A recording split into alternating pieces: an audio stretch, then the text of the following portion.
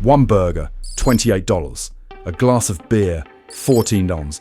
A budget hotel room in Manhattan, $320 a night. And then, one day, the world looked at America and said, no thanks. International tourists are disappearing from the US map. They no longer go to Times Square. They no longer flock to Las Vegas. Instead, they went to Lisbon, Tokyo, Mexico City, places that were cheaper, warmer, and less tiring. According to the latest report, the number of international visitors to the US decreased by 14%, and spending dropped by tens of billions of dollars. But this isn't just a travel story. This is a mirror reflecting the American economy, where everything is rising in price, not just for tourists, but for its own people. When the world says America is too expensive, they're not just talking about money. They are talking about attitudes, procedures, and the cost of arrogance. The question is America inadvertently building an invisible wall, not of concrete, but of bills? Let's peel back the layers with me to see why the American dream now has an admission fee. Do you want to go to America? Prepare $442, not for the plane ticket, but for the first step, the visa. From October 2025, the US will officially implement a $250 visa integrity fee, bringing the total cost of applying for a tourist visa to approximately $440. For many people, that's half a month's salary. For some countries like India, Vietnam, and Brazil, visas are not waived, which is like a tax on a dream. The story sounds administrative, but it's actually very human. Imagine, a middle-class family in India wants to travel to the United States. The visa fees for 4 people are equivalent to nearly $800, plus interview fees, paperwork, and a waiting time of several months. That's the price of a 65-inch TV or a whole package holiday in Japan, where the procedures only take 2 weeks and the smiles are welcoming. It's still free. The government calls this new fee an investment in border security. But for tourists, it's like a fee for being suspected.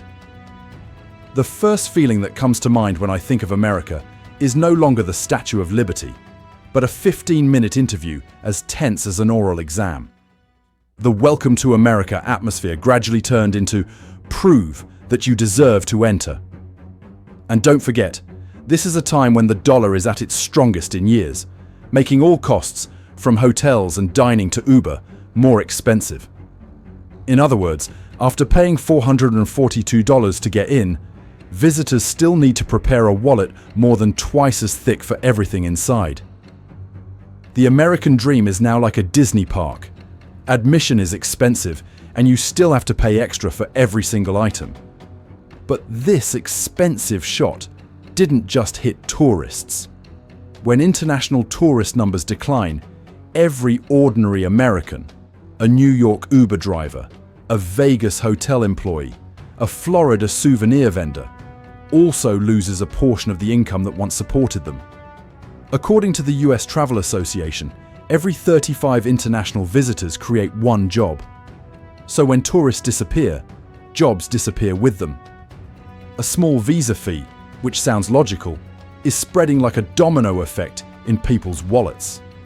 The question is America protecting its borders, or is it selling tickets to the very dream it represents?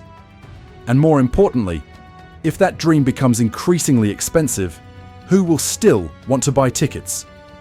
In America, you have to pay to get to, and then pay extra to stay.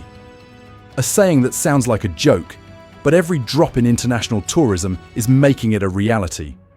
But even if they were willing to pay $442 and pass the interview, the biggest shock was yet to come. It was in their wallets when every dollar bill became the wall between wanting to go and being able to go. What do you think? Is this security protection, or just a polite way of saying we don't need customers? When the dollar is strong, the world is weak. And the US tourism industry is the same. It sounds paradoxical, doesn't it? But that's exactly what's happening. In 2025, the US dollar reached its highest peak in 5 years against the euro and Japanese yen. For Americans, that's good news. You can buy cheaper French wine, fly to Italy more affordably, and complain that coffee in Rome only costs $2. But what about the rest of the world? It's like the private property sign hanging on the gate of the American water park. A French tourist recounted, "We used to dream of driving across the Grand Canyon, but when we saw hotel prices double, we chose Portugal. There's also the sea. It's also sunny. But you don't need to hold your credit card with a trembling hand. That's not uncommon." When the dollar is strong, costs in the US are 25–30% more expensive for every visitor using euros, yen, or won. That is, if they used to spend 3,000 euros on a trip to the US, they now have to spend nearly 4,000. And just imagine, just by exchanging money at the airport, they already smelled at this trip, smelled of burning credit cards. But behind the strong dollar, there's more than just a monetary story. It's a symbol of an America that's so proud. It makes others hesitate. The Fed raised interest rates high to control inflation. The market was excited, while tourism paid the price. Because when your currency is too strong, you're no longer attractive for others to spend on. The dollar isn't just strong. It's so expensive that it's pushing the whole world away. It sounds macro, but it touches every cup of coffee in Times Square. A $7 latte. A typical dinner is $80. A Broadway musical ticket costs as much as a month's salary in their country. The result? Cities that once thrived on international tourists such as New York, San Francisco, and Chicago are missing 15–20% of their foreign visitors. Fewer customers, restaurants reducing hours, museums cutting shifts, and service industry workers, who had nothing to do with monetary policy, were the first to lose their jobs. While Wall Street celebrated, Main Street remained silent. An old saying, but true in every word. Ironically, the dollar was once the ticket to the American dream. Now it's a shimmering, towering wall, built with pride and exchange rates. The world looks at it and still sees America as brilliant, but touching it is too expensive. And just like any other wall, it doesn't just keep people out, it also keeps opportunities in. Question for you. If the dollar continues to strengthen, do you think America should be happy because it's a sign of prosperity? Or should we be worried because it's the gentlest way for the world to leave without saying goodbye? But even if they accept currency exchange, high prices, and endure the exchange rate, there's still something that makes everything in America seem hilariously absurd. See you in the next part. Inflation tourism. When everything in America is more expensive than a dream. 2 burgers and 2 beers, $40. Not at a 5-star restaurant. It's just an ordinary cafe in the middle of New York. And at that moment, the French tourist looked up and said with a wry smile, "Maybe the burger comes with citizenship. If traveling in America were a movie, inflation would be the silent villain, not shouting, but robbing everyone's wallets." According to Le Monde, the cost of travel in the US has increased by 25–30% in just 4 years. The average hotel room price in New York reached $280 May night. Las Vegas, $240, an increase of over 18% compared to 2022. And what about an American-style breakfast? Now it's a luxury specialty. The reasons sound familiar. Labor costs are rising, operating expenses are increasing, and taxes, electricity, and fuel are all escalating. But the difference lies in the reaction. In Europe, many countries are reducing tourism taxes and supporting businesses after COVID. In the US, the government says one thing: let the market handle it. And the market did handle it, but by shifting the entire burden onto the customer. A Korean tourist recounted his trip to Los Angeles. "I used to dream of having an American-style breakfast with pancakes and bacon. Now I just buy Starbucks and walk past the diner. A small dream, also expensive enough to have to be cut back. But for Americans, this sounds very familiar, because they are also living in that same cycle every day. Supermarkets, rent, dinner, everything eats up every penny. So when foreign tourists complain that it's too expensive, they just smile wearily. Welcome to our life. Inflation not only makes your wallet thinner, it also erodes your emotions. Previously, people came to America to experience the big and bold life. Everything was large, bright, noisy, and full of energy. Now, big is only on the price list. A typical dinner in Miami can now cost as much as a week's worth of spending in Lisbon. And if you go to Las Vegas, the city of lights and hope, your hotel bill might make you feel like you've already lost at gambling before you even set foot in a casino. Americans in the tourism industry know this well. A hotel owner in Orlando sighed, "Costs are up, so I'm raising prices. Price increases, fewer customers. Fewer customers are coming, so I have to raise prices again." A vicious cycle. And the ending, everyone knows. American tourism doesn't need advertising anymore. Just the price list is enough to scare customers away. And that's what's sad. The American dream used to be defined by hope, not by bills. But today, it's being measured by the inflation rate. And you? What do you think if a country that once welcomed the world with a smile now makes people hesitate just because of the price of a breakfast? Money can make people hesitate, but there's something colder, something that can't be measured in dollars. In the next part, we'll talk about that, the cold welcome, when the US border became an ice wall.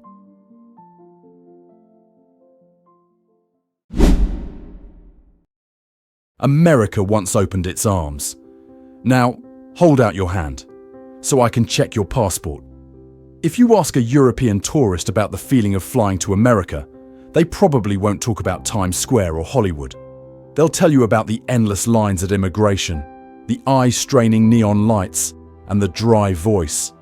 Purpose of your visit. According to a survey by Oxford Economics, 37% of European travelers say they are worried or hesitant about entering the United States. It's not because they're carrying contraband, but because they fear the feeling of being treated like a wrongdoer. The US visa system is now like a global test of patience, in-person interview, waiting every month. And if you're lucky enough to get through that, you're still not done. Because at the airport, you enter a second ordeal. The TSA security checkpoint, security questions, fingerprinting, baggage screening, body scanning, and even attitude checks. A German tourist recounted, "I was asked 15 questions just to enter Los Angeles. In Thailand, they just say, 'Welcome.' A simple sentence, but it exposes the cultural differences. In many places, tourists are guests. In the US, tourists are all a potential risk." After the pandemic, as the world simultaneously reopened, a series of countries launched welcome back campaigns. Japan launches Omotenashi Program 2.0, restore the image of hospitality. Spain offers fast, visa-free entry for Asian tourists. Canada promotes safe, simple, open. And the US? The US chose to stay alert. We don't need to close, just make visitors feel unwelcome. It's an unconscious strategy, but it's terrifyingly effective. The impact isn't just a few uncomfortable glances at the airport. It's eroding the American brand. Once the land of freedom, now the land of forms and fingerprints. When someone who once dreamed of going to New York starts saying, "I'll just go to Tokyo to clear my head," it's no longer about travel. It's a matter of belief. A Brazilian tourist said on social media, "I went to the US once. It felt like I was being interviewed for a job I didn't even apply for." Behind that joke lies a truth. Every visitor who leaves with a cold experience will carry a story. And stories spread faster than any promotional campaign. Ironically, the United States is spending billions of dollars each year to promote the image of "Welcome to the USA." But at the immigration counter, what people receive is a suspicious look and a barrage of questions. America doesn't need to build a border wall, because the procedures already do that. When a country has to ask why tourists are no longer coming, perhaps the answer lies in the smile they lost at the border. And if you think this is just a tourist issue, wait for the next part, when this collapse not only burns through the wallets of foreign visitors, but also the future of ordinary Americans. When tourists don't come, who pays for the American dream? In every crisis, there are always people who suffer losses that no one notices. In this collapsing story of American tourism, it is the ordinary American people. According to the US Travel Association, international visitor spending in the US is expected to decrease from 81 billion to 69 billion in 2025. It sounds like just a few numbers, until you understand that. Every 35 international visitors create one job. Losing millions of visitors means hundreds of thousands of jobs, from Uber drivers in Los Angeles and hotel staff in Miami to souvenir vendors in Chicago, are silently disappearing. A small motel owner in Florida said, "A few years ago, when I opened the window, I heard German, Korean, and French. Now, all you hear is the air conditioner and the rising electricity bill." He smiled sadly and added, "American tourists don't come year-round like foreign tourists, and the international customers are all blocked by visas, prices, and exchange rates.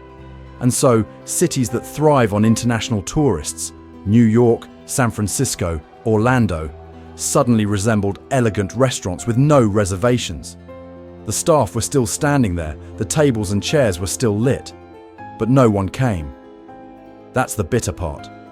When America becomes more expensive for foreign visitors, it's the Americans themselves who truly suffer the consequences.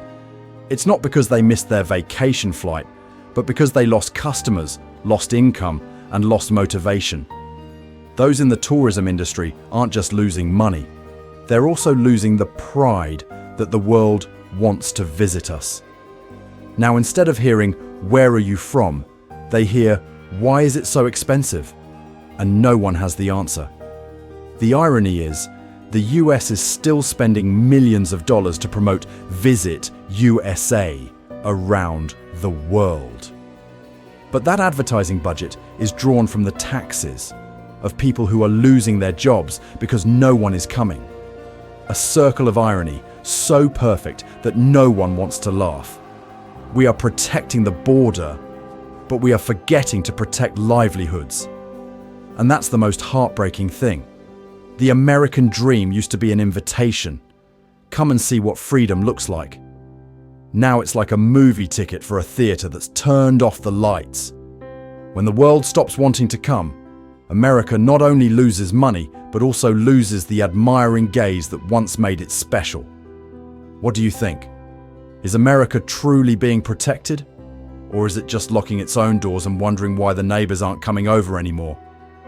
But there's one final perspective. It sounds ironic, but it's very American. Perhaps America isn't collapsing because it's losing customers, but simply no longer cares who comes to visit. Let's move on to the section, "What if America just doesn't care anymore?" to see the final picture of this story. After all the declining figures and rising bills, there's a hypothesis that's both bitter and reasonable. America isn't desperate about losing customers, because in reality, America is thriving without them. Does it sound unbelievable? But look at the numbers. Americans spend over 0.2 trillion annually on domestic travel, nearly double the amount brought in by international visitors. Vegas is still lit up, Disney is still sold out, and flights from Texas to Florida are still packed. If you were a policymaker, what would you think? Why should we offer discounts to strangers when our family members are still buying business class tickets? Perhaps that's why warnings that tourism is collapsing don't really shock anyone. The US tourism industry is now like a restaurant with a 5-star menu and enough regular customers. So when a few foreign guests leave, the owner just shrugs. No problem. The locals are still eating regularly. This logic is very American. If it ain't broke for us, why fix it? But the problem is, it's broke, just not immediately. Because when a nation gets used to living within its own internal strength, it forgets what once made it great. Its appeal. That appeal isn't measured by GDP, but by how people look at America and say, I want to go there once in my life. Now what? They still say once in a lifetime, but they mean it literally, just once. There's no second chance. A travel expert once said, when a country stops trying to be liked, it begins to age. That statement is truer than ever, because when America chooses to serve only itself, the welcome smile gradually becomes a legacy, not a policy. And in a world where everything has a cheaper, more pleasant, and friendlier option, heritage doesn't sell tickets. Perhaps the US won't lose customers. Perhaps America is choosing its customers. But the bigger question is, will anyone still choose America? A great country doesn't have to be cheap, but it needs to make people feel that it's worth the money they spend. If one day America no longer cares who comes or goes, will it still be the American dream? Or just the American comfort zone, the safe space of an empire that has forgotten how to smile? Because ultimately, what makes a nation great isn't high walls or strong currency, but how it makes others want to come closer. And when America loses that, the collapse of tourism is just a symptom. The real disease lies deeper. After looking directly at the cracks in the US tourism industry, we need to talk about the most beautiful part of this story. There are still many doors that haven't closed. And if America wants to regain the position that once made the whole world admire it, it absolutely can. Discounts might not be enough, but reducing the gap is necessary. Not every tourist is looking for cheap options. They seek comfort. Thailand isn't much cheaper than the US, but it's more welcoming. Japan is no simpler than the US, but they are more sophisticated. If the US wants to return, the visa and entry system needs to provide a welcoming experience rather than an interrogation. A welcome center right at the border crossing with real people and real smiles. Sometimes even more effective than a billion-dollar advertising campaign. A smile at the immigration counter might be cheaper than a $250 visa fee, but the value is immeasurable. Turn expensive into valuable. The US doesn't need to lower prices to be attractive. It just needs to increase perceived value. When tourists spend $0 on a hotel room for one night, they're not just paying for a bed, they're paying for the American experience, friendliness, safety, and memories. If every restaurant, hotel, and Uber driver understood that they are selling the American dream, not just a service, every bill would become much easier to swallow. Invest in sustainable tourism and authentic experiences. The world is tired of shopping and selfie tours. America has majestic nature, a diverse community, and a rich history. You just need to tell your own story with human emotion, not just through advertising. Let tourists hear locals tell stories about the Grand Canyon, have dinner with Texas farmers, and truly understand America. That's what's rare in the current tourism market. And instead of Make America Great Again, let's make America welcome again. A small slogan, but enough to reverse the mindset. Because America was once loved not only for its strength, but also for its openness. And when the world feels welcome, they will return on their own. No discounts needed, no coaxing required. Tourism is not just an economic sector, it's a country's way of telling the world, we are still worth visiting. Each returning tourist is a vote of confidence for the United States. And the good news is that the American dream is still alive. We just need to relearn how to smile. American tourism is not collapsing dramatically. No media crisis, no protests. It's just that each flight has fewer passengers, each small shop closed earlier, And ordinary Americans, the hard-working, non-televised ones, are quietly losing a portion of their income and a portion of their faith. But who knows? This might be the necessary moment for America to reflect on itself. A nation that once made the world admire it, not just for its strength, but for the way it made others want to get closer. Perhaps it's time for America to be less great and more warm. Because ultimately, the American dream isn't found in GDP or interest rates.